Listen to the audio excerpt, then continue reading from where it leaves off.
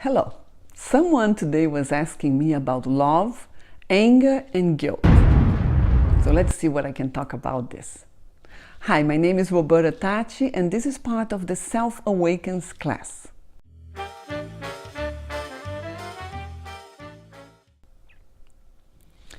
So love, anger, and guilt.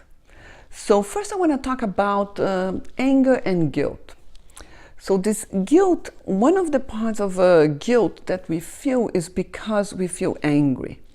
We feel angry toward other people, and many times this, because you're supposed to be a loving person, you're not supposed to feel angry or anything. What happens is that you repress that anger.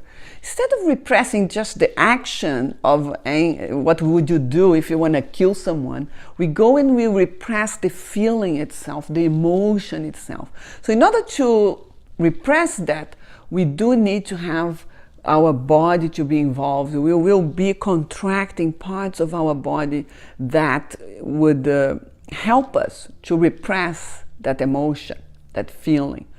So the guilt comes from, first of all, from knowing that you're not perfect. Suddenly you are angry towards someone and you're not perfect, and this is considered a negative feeling. So what am I going to do if I'm not perfect? So no one is going to love me. If no one is going to love me, I might not survive. Of course, this is not conscious. I'm not a psychologist. I'm a holistic therapist, and I'm going to be talking also in terms of spirituality.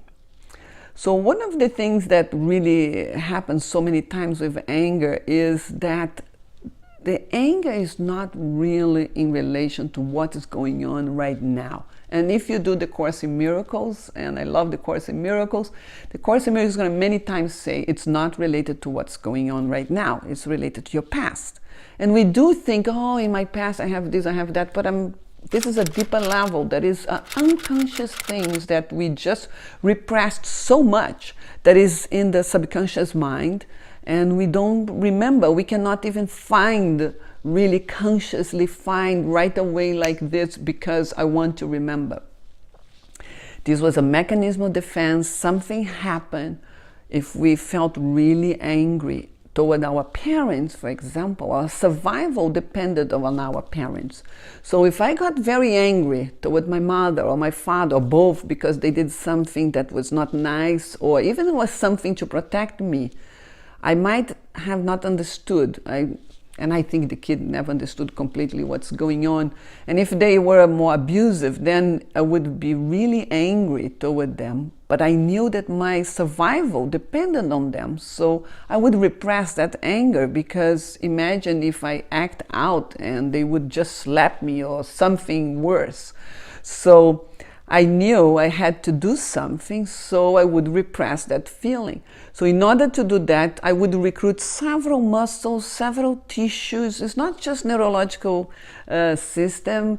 We can be also putting ourselves hidden in our bones, several different tissues that we go there, we recruit, and we hide that consciousness of anger inside of us. And we repress so well that goes into the subconscious mind, and we never remember. And that was a wonderful way. It had a reason to do that, and it worked, because I'm here now as a normal person, what I consider to be normal. So, but now I'm adult, I understand, and now it's time for me to go back to the very same tissues that I repressed and I suppressed and I did something, I constrict, in order to release that anger and release the consciousness of that child. Could be that I was 2 years old, or 3, or 6 months old. I'm not sure, I don't know. It's not conscious. But it's necessary that I go and I open the very tissues that I contracted, that I constricted, that I did something to repress that emotion of anger, that emotion of maybe rage, hate, So the reason that sometimes we feel anger with tiny little things, and we got unproportional to what is happening, super angry, is exactly because of that. There is more anger inside that needs to be released. It doesn't mean you're going to act out. It doesn't mean that you're going to do something, go and kill somebody or kill yourself or hit somebody or break something. It's not that. It's about the emotion being felt and released. And we have a lot of repression in our midsection, our belly, and that's also where we most easily connect with our power. And some people say, I want to have my power. You cannot have your power if you don't really open to feel the anger and to let the anger go. To really allow this movement to be freely to react to what is happening in the present moment as a new person as you are every day. So love does not mean that you don't have any anger. So it means that you are free to be yourself, to be authentic, to really be who you are. To allow your sensations, allow your emotions to feel through you, to pass through you, because now you have more capacity.